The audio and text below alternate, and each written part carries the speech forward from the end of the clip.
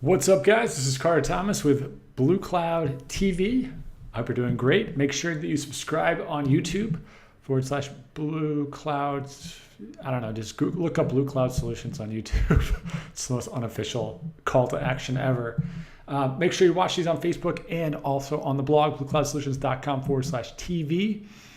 I've been doing these all week, and on Monday, I talked about Golf Clash as a game where I believe they made $1 million in 24 hours. And I had multiple requests from people that asked me to not only do a deep dive on this, what happened, but how did they get to that? What was the marketing strategy that led to that $1 million? I thought I would just walk through a few things so that you can see what I'm looking at. If I miss anything, please feel free to let me know. But in about 10 minutes or so, I want to just see how deep I can get, specifically on the marketing side, right? Because you need, obviously, they have a killer product. These guys have deep experience in monetization, as you'll see. So I'm not going to go into the product itself because that's a whole other side of the coin where they're monetizing very, very well. This is purely about the marketing. How do they get the users required? Let's say a $2 lifetime value user, how do they get that many people in there to make $1 million in one day or whatever it was exactly? First thing I saw when I opened this up in App Annie was Warner Brothers. Because when you look at Warner Brothers, all of these apps are Warner Brother apps, right? It says Warner Brothers in iTunes, except for Playdemics. And that stood out to me. So I did a little research and I just typed it in Warner Brothers Playdemics, and you see a couple different articles talks about TT Games, which is owned by Warner Brothers. They acquired the UK studio Playdemic, and already had 50 million times, generated over 50 million in revenue. So there was a big acquisition to be made. So the important thing, the reason I'm bringing this up is one, they've been talking to Warner Brothers for a long time. Two, Golf Clash is not some random dude or lady that just woke up one day and said, "Oh, I want to make a cool golf app." These guys are heavy hitters, right? They're in the business, and to be acquired for $50 million by a company like Warner Brothers, you have to be operating essentially an agency at that level. You need to be running a very, very large company to be absorbed by a very large company. Huge companies do not very rarely walk into super small studios and buy them for their assets unless that asset is some unbelievable technology, like Uber buying that truck company, Snapchat buying these mapping companies, VR companies. It's not the team or it's not the experience, it's the tech. And you don't see that a lot in the app business anymore unless someone creates some new AR kit extension or something. I mean, that's a possibility. But these guys bought a very, very high cash flow business. So that's the first piece. Now, the second thing that I noticed is that this spike happens in the US. But look at all these. This has been out since last fall, but it didn't hit the US for a long time. So these guys spent September 10th to January 18th. That's 5 months? They had 5 months updating and collecting data on all these different places. I mean, I don't even know where they launched it. Let's see if either any of those hit. Yeah, so here you go, look. So over here, this was launched in Great Britain. It looks like it might have been an overall, in the US. No, it wasn't at all. There was no rank. It was in Canada, and it is in, that's it. It was just Canada. And so they soft launched this in Canada, got all this data. They improved the app 9 times with a huge team of people with a big budget to get this thing up and running before they went live worldwide in January. So I think the first part of their marketing strategy was do an unbelievably in-depth product testing, demo, blah, blah, blah, in countries that were not their core demographics. Because I can imagine United Kingdom and America are the biggest golf markets in the world, by a long shot. Maybe Australia, but definitely, or South Africa, a little bit pretty big. UK, US can be huge. So these guys did massive beta testing and did all these different updates, right? So I think that's the first one. And then January, they launched it big. So if I typed in, let's say Golf Clash, look at Twitter, right? I'm gonna look at Reddit. I'm gonna look at their Facebook page. I'm gonna look at their forum. And then probably gonna go in here. And what I'm looking for specifically is things that happened right around January, like mid-January. That's what I really care about, because that's when things started to take off. So let me type in Golf Clash YouTube. I want to see if there's any YouTube influencers. So look at this. Okay, January 20th, boom. January 20th, boom. January 21st, boom. Like they had all of these people promoting the app at the same time. So let's just open these up. Like how many users did these people have? Let's see. 92,000 right there. 270,000. Holy cow. Right? So they, guys, 2.5 million. There's probably way more of these that they did all over, the course of 6 months ago. So that was right around January. The list goes on and on and on for all of these things. They also made the content seemingly pretty easy to put on YouTube. So a lot of user-generated content came from that. Okay, so influencers was obviously one part of their strategy. Let's see here. They did some contests. So that's a great way to get things to go viral. I don't know how accurate this stuff is.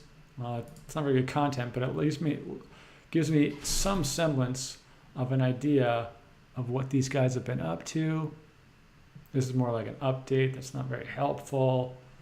Let's see. No, nothing really helpful there. Let's look at their Facebook page. And so I don't really care about what they're doing now. Assuming this isn't a million posts, which it might not be worth it right now. They're very active on Facebook and realize that they're doing a lot of video, right, to get that reach, and all they're doing is showing gameplay. This is interesting.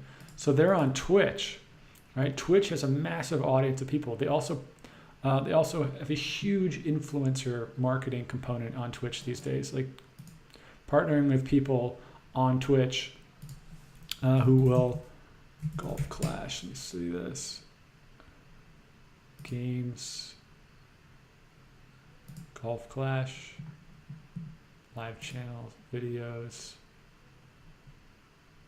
So they don't personally get a lot of views on Twitch, but the fact that they're even on there makes me think that they're doing something with other people. All right, so that's interesting. Not nearly as powerful as YouTube for obvious reasons. Yeah, so I mean, you could obviously scroll through all of this stuff. The other thing, so let's just back up. First, they did a monster beta launch, or the beta test for 6 months, updated the app 10 times before they even launched it in their target market. That in itself is a big deal and a big part of the marketing. They knew that they had a winner before they even put it into the App Store. I'm going to double check real quick and see if they got featured or not. I don't think I saw this. Yeah, so it got featured on the homepage. This isn't helpful right now. History, there we go. So they got featured recently. That was on a Thursday, as you can imagine. It's like the best day to get featured when they do the app refresh. I'm looking to see if they got featured at any point in early on to really give them a spike that they might need to go big. In the meantime, let's just check the Twitter. Twitter's nothing really there. This is just like a content syndication. This isn't really going to move the needle enough for you guys to care. Let's look back here. So January 19th, all games featured on the home page.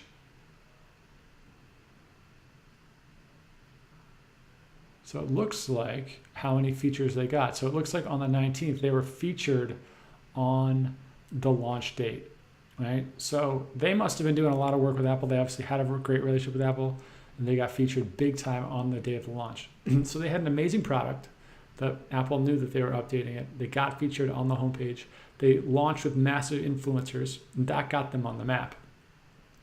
If I had to guess, and I'm not going to get too far into this because this is when you start having to get into like going into all of Warner Brothers' other apps and seeing how they're advertising, looking through the inventory on other ad networks.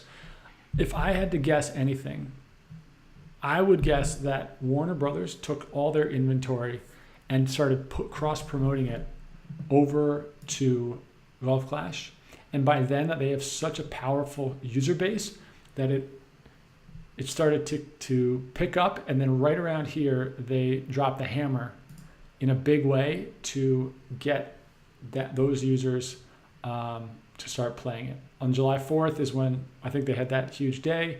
That makes sense. It looks like they had some sort of burst campaign. I think that I would be willing to bet that almost all of that was done through all the cross-promotion traffic by Warner Bros. I'm not going to get into it because I can't download 40 games right now and look through it all, but that's what I'd be willing to bet. That's the hedge that Warner Bros. Brings you, right? Like a huge network that can drop that kind of traffic, as well as very targeted campaigns on a day that's very popular. Like you want to be, that's typically when burst campaigns are going to happen. So that's really the name of the game. I think that from a marketing strategy, this is pretty textbook for a big gaming studio to do, right? You have a huge beta launch period where you're constantly updating, listening, getting feedback, improving while you're building relationships with Apple, right? And then the day you go live, you do a massive launch with Apple featuring it. You get YouTubers. There's probably people on Instagram that I didn't find. And let me just look that up right now. Instagram. And if you type in, what is it, Golf Clash, right? Golf Clash, maybe hashtag Golf Clash. I don't know if this will allow me to go all the way back. Yeah, sometimes it stalls on the loading. Let me see how far back this is.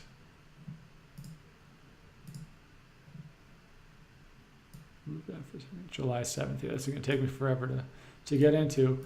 But they may have very easily done influencers on this as well. So you get the product, you get Apple, you get all the influencers, you push it in. They get bought by Warner Brothers. They all have this meeting that they go, okay, cool, let's all make a quadrillion dollars on July 4th, which is maybe the biggest game. What's the biggest day for golf in the USA?